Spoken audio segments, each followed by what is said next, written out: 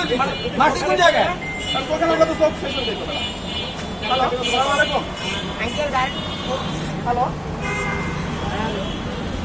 hello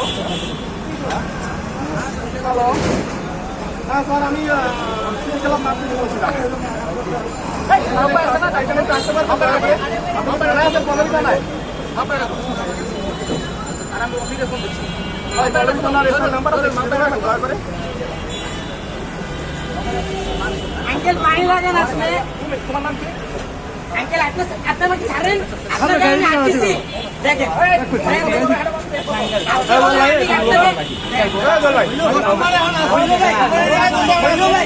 তোমার দেখেছে এভাবে লাগাইছে